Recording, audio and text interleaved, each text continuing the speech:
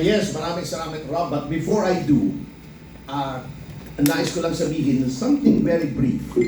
I'd like to issue a respectful challenge to our President.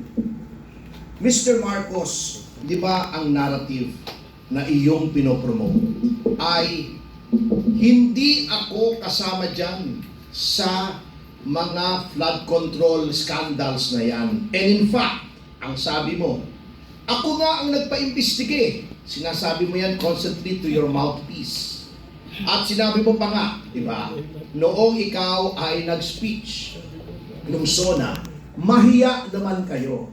Now I would like to respectfully ask the President, Sir, kung hindi ikaw ang mastermind, sino? Ba't hindi mo masabi? Hanggang ngayon, September pa yung ICI mo, hindi mo pa rin masabi. Di ba? Kung ikaw ang nagpa-imbestiga, ano nangyari sa investigasyon? Bakit hindi mo pa rin masabi hanggang ngayon kung sino ang mastermind? At sa nakikita mo na yung National Expenditure Program mo ay nilakihan na naman, just like before, nung sinabi mong mahiya naman kayo, bakit ayaw mo sabihin sa present na House, mahiya ulit kayo? I mean, what gives? Salita lang ba, Mr. President? Are you not going to tell the Filipino people kung sinong dapat mahiya? Sino man dapat mahiya talaga rito? Kung hindi kayo, sinong dapat mahiya? Yung pinsan mo ba? Yung anak mo ba? Sinong dapat mahiya, Mr. President? Why are you so silent? Bakit puro lip service? So that is my challenge. Ngayon, ito naman public knowledge naman, pero alam nyo magugulat kayo. Because alam nyo, yung sinasabi nga po sa Konstitusyon, Rob, na the legislature is the guardian of the public purse. Alam nyo, dapat po ang ginagawa ng ating legislatura ay magtipid. Kung merong wish list ang presidente under the National Expenditure Program, siguro dagdagan mo ng konti, bawasan mo ng konti, but for you to double or treble yung hinihingi ng presidente, there's something wrong. Bakit sa halip na pangalagaan mo yung pondo, tipirin mo, nilalakihan mo pa? Walang iniwan niya sa anak mo eh. Humihingi ng allowance, Dad, may party ako sa Sabado, pahingi naman 1,000. Wag, 800 lang. Ito, baliktad eh. Paano magtututo ng fiscal responsibility? Dad, pahingi ng 1,000, gawin natin 3,000. Saan mo ilalagay yung 2,000? Yun ang nagtataka ako. Kita nyo, eto Eto na naman eh, walang pagbabago mga kasama. Tignan ninyo Kaya sinasabi ko yung speaker, same, different dog, same collar. Eto, umpisahan natin. Yung iba halimbawa si Roman Antonio, ang insertion siya, hundreds of millions. Okay? Kunin na lang natin yung first 5 para hindi kayo maboard. Ang number 5 sa dami ng insertions ay si Nabota City Lone District Representative Toby Tiangco.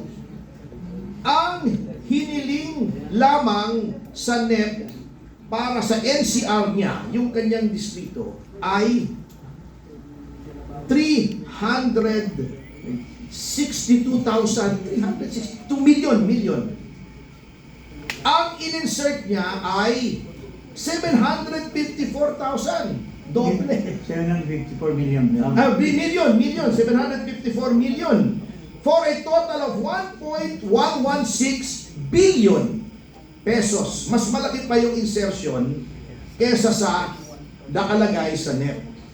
Pagdating naman sa Eastern Samar, Christopher Gonzales, 2.7 ang million, 2.7 billion ang hiningi sa NEP. Nag-insert siya ng almost 900 million for a total of 3.6 billion. Eto na. Eto, the Swansing sisters. Yung paborito, yung crush ni Congressman Yung pinakamagandang congresswoman sa House. Hindi, magkapatid ito. Iba pa yung si Micaela. Yung Bella, Yung Bella, medyo improved version. Hindi ko kilala kasi. Ah. Oo. Hindi masyadong vampiric yung mukha. Kita nyo ha, 2.3 ang hiningi sa NEP, in-insert niya is 1.5 for a total of 3.8. Almost 3.9 kung rounded off. Yung kapatid niya, na chairman ngayon, ano? Chairman ng APRO, yeah. Oo. 1.7 ang in-insert sa 1.6 for a total of 3.4 billion. Ano yung billion ng insertions? Yung magkapatid, ang total insertions ay 3.2 billion yung magkapatid. And yung ating speaker na akala natin mag-improve from Alam mo, matino. Mr. Romualdez ay ang hiningi lang sa DPWH na sa NEP ay 1.1 billion. Ang in-insert niya ay 2.6, halos triple. Tinriple niya for a total of 3.783 billion pesos. Yan ba ang reform budget? Yan ba ang nahiyang mga tao? Hindi po sila nahiya. What are we going to do with this?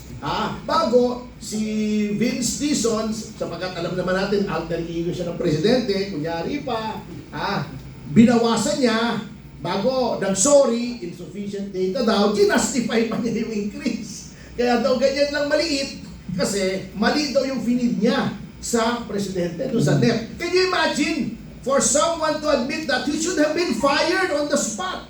Bakit mali yung binigay mo sa presidente? Na misread siya formulating the NEP na kailangan ba dagdagan ng House? Can you imagine ang pinaglolo ko tayo? So yan po ang sinasabi ko. There seems to be no hope. Hanggang matapos po ang termino nitong Pangulong ito, ganyan po ng ganyan. Dahil nga, hindi po sila pwede magtanggal ng insertions kasi ipanunuhol po nila yan. Pagdating ng February 26 ba? O 6? Yung February deadline. 26.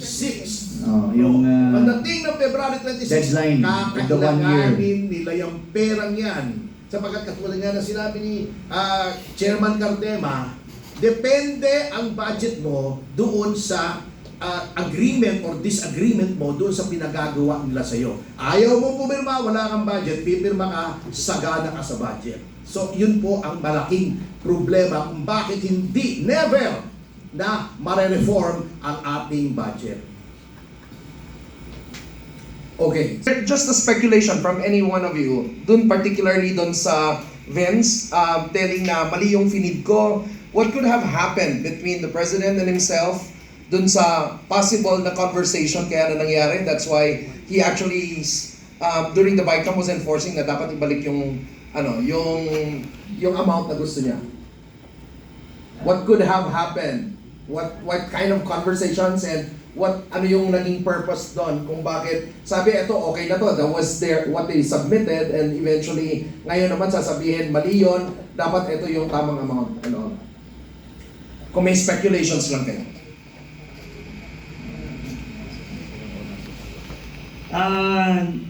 May I comment on that? Sure po.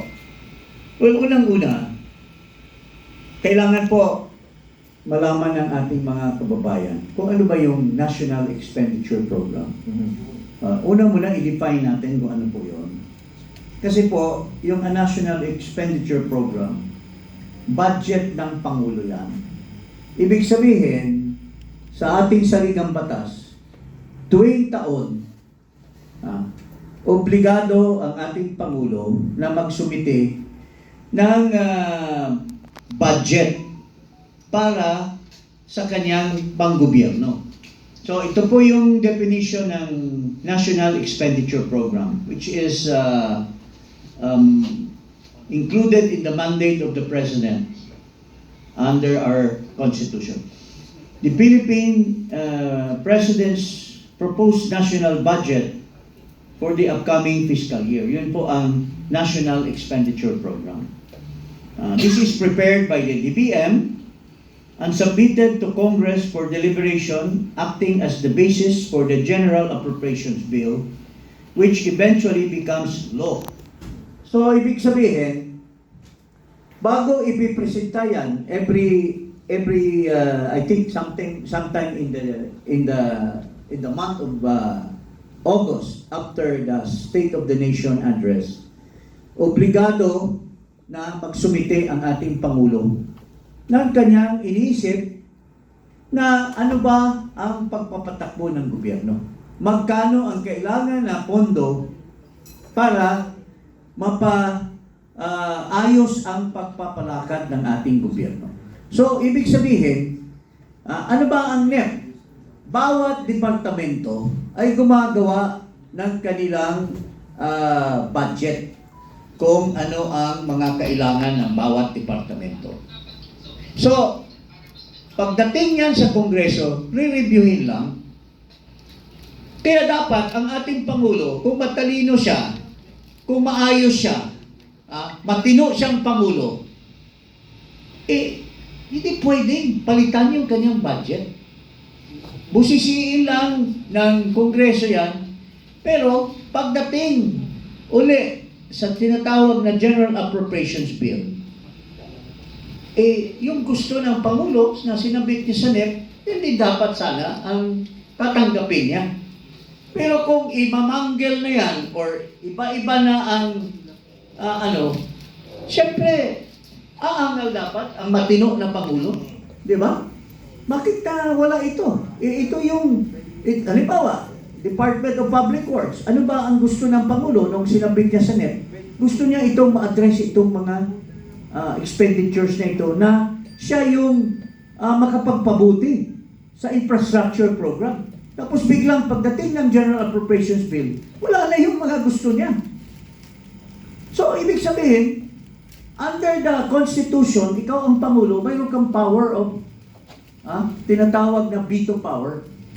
Pwede mong harangin yung mga pinaggagawa ng mga congressmen for their own benefit, which is no longer for the benefit of the people in the first place. Kasi ang Pangulo, siya yung naglalatag ng anong maganda para sa taong bayan. Pero pagdating sa kanya, pagbalik nung sinumiti niya, nawala na yung mga gusto niya. At iba na. So paano ako magiging effective na Pangulo to implement my program? Kung binago na ng Kongreso, pagdating sa BICAM, binago na lahat. Kaya, kung matino ka, hindi mo papayagan na ang Kongreso ang magdikta ng gobyerno. Pagpalakad ng gobyerno. Kaya na yung mga insertion, dapat aayawan sana ng Pangulo. Pero, noong napakinggan natin si Saldico, at nasabi na ininstruksyonan si Pangandaman, tapos kinonfirm nung Adrian Bersamin na nag-utos si Marcos na magsingit ng 100 billion, aba, anong nangyari sa kanyang National Expenditure Program? Siya mismo ang nag-violate,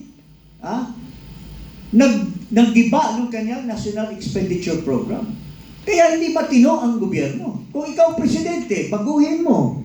Tapos, mayroon ka palang intensyon na kikita ka pala doon sa insertion mo. Kasi sabi ni Saldico, after na-insert yung 100 billion na pina-insert ni Marcos, biglang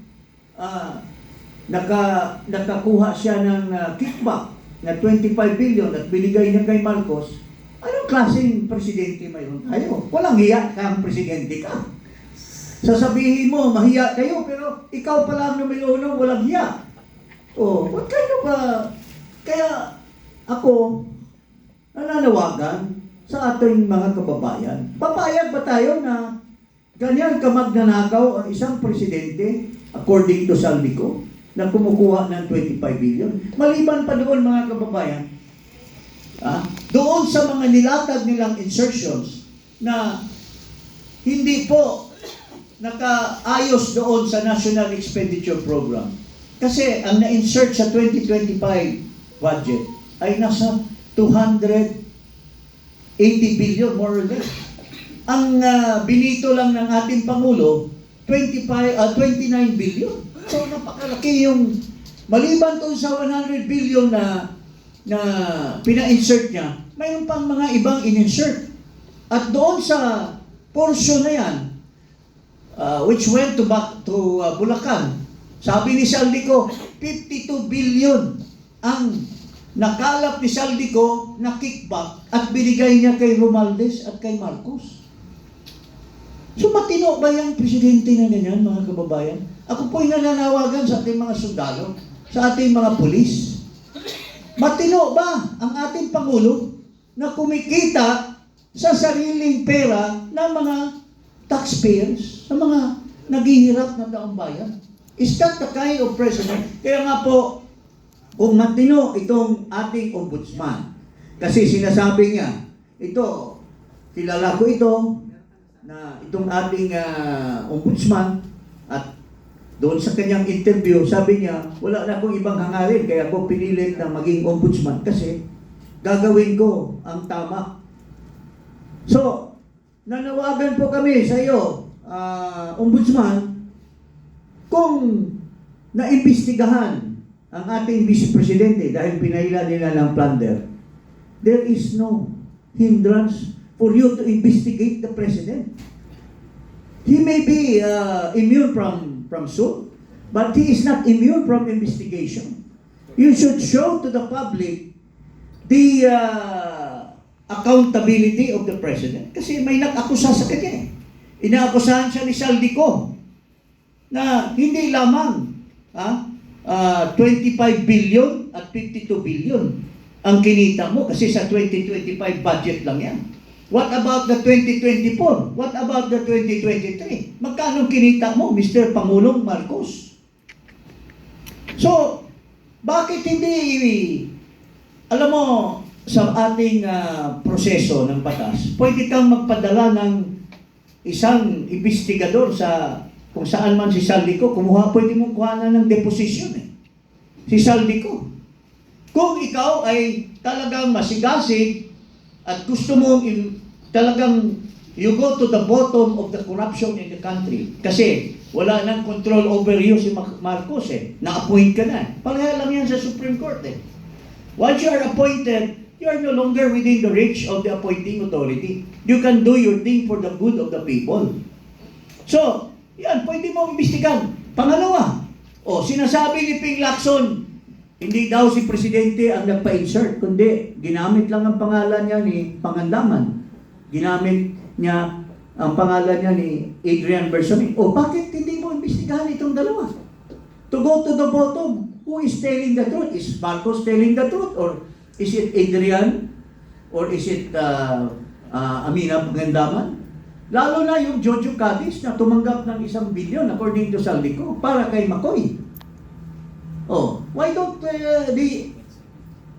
for the sake of the country, para to go to the bottom, yung pinakamataas na opisyal, kasi sinampahan na nila kamo si Martin Romualdez, pero hindi pa rin satisfied ang taong bayan. Sabi nila, baka si Martin Romualdez, instrument lang yan ng mastermind.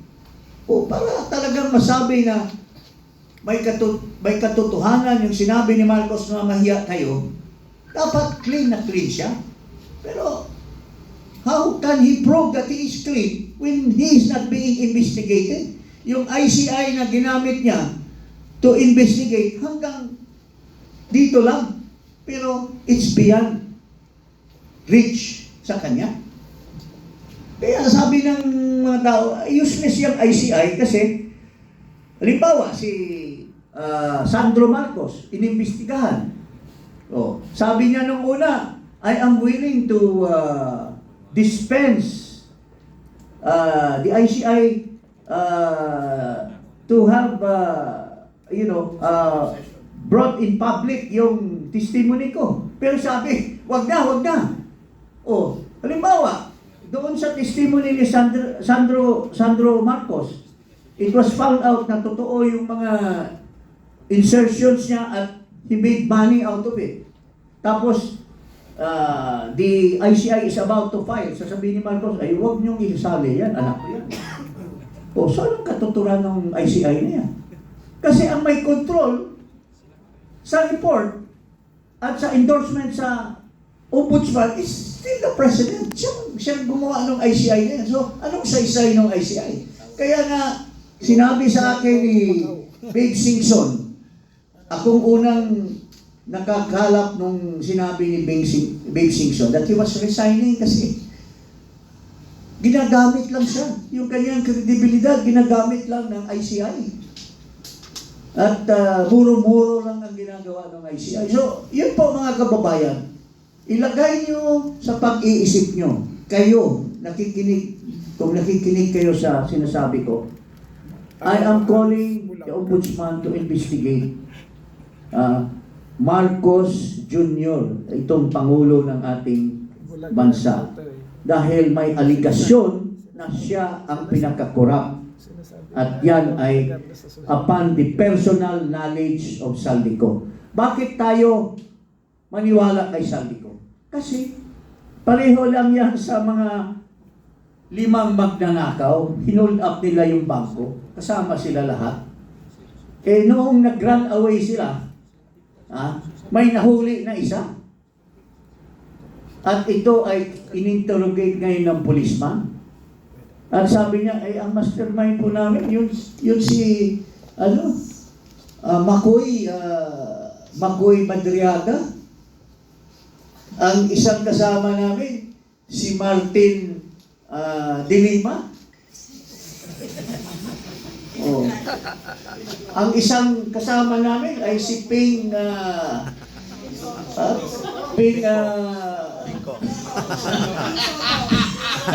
So kung ikaw kasama sa nagplano at nahuli ka, hindi ba yung mga ginawa niyong plano para magnakaw, may katuturan yung sinasabi nito kasi kasama siya sa nagplano at nagnakaw.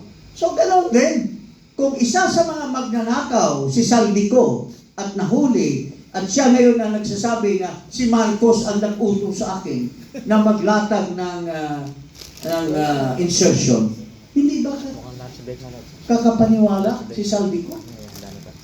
Ngayon, ginugulo nila ang usapan. Wala daw na AI daw yung sinasabi ni Saldico, wala daw na hindi daw under oath.